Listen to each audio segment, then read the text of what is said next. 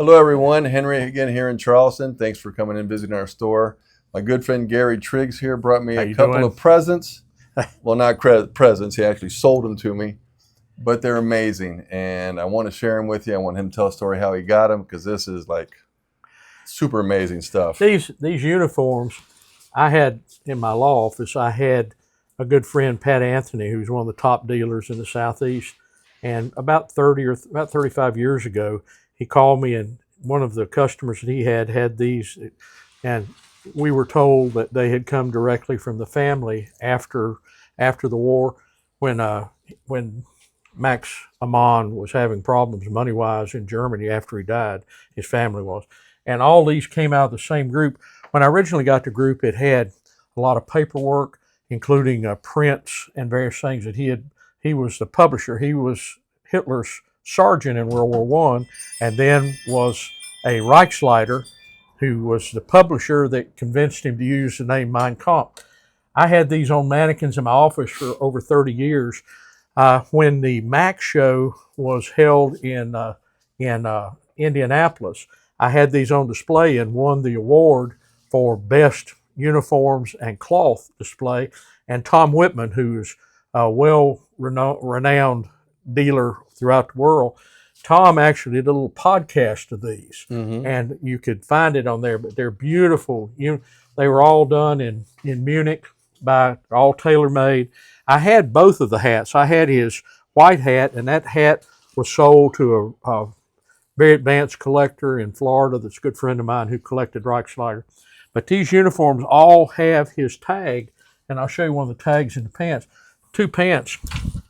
His number was number 3, and they all bear the labels and have number 3 on them. So he was gold party badge number 3.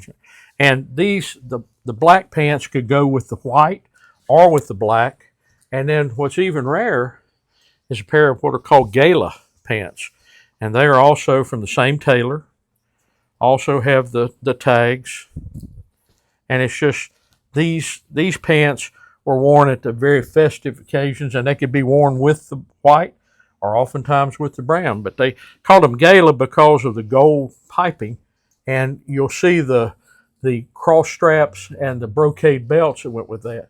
But there's a picture, and Henry and I were looking at it. There are some pictures of him that appear to be these exact uniforms and this exact hat. Of course, we weren't there, but everything, they're just beautiful uniforms, and I am so happy that a fellow collector who understands what they are and wants to preserve them. I could have sold them a lot of times, but I didn't really want to. I had them on the table and would show them to people, and it gathers a lot of attention. It does. And they're just beautiful pieces. I'm very happy that somebody who understands and appreciates them has them. So Max Amann? Max Amann. Yeah. Max Amann also was in World War I, served with Adolf Hitler.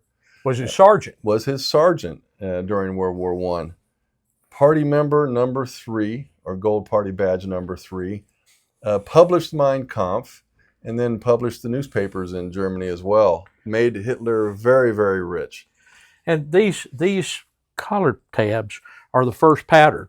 And we were just looking at some of the pictures, and it looks like in the pictures that it exact, you can't see the color, but same pattern. They're just really beautifully done. The other thing, it's very distinctive. If you see in his pictures how the blood order is done, he had a very distinctive thing. He had a motorcycle wreck and lost his left hand, and all the uniforms are sewed shut on the left hand. Yeah. Very rare, very unique pieces from a very important person. And I'm glad that you got them. Well, thank you so much, sir. And thanks for the history.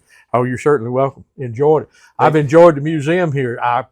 Anybody that knows Henry knows that he has quality stuff. It's just amazing. Well, I've had more fun coming down to bed looking in here than anywhere. We're going to eat good seafood now. That's right. Thank you. Thank you so much, guys.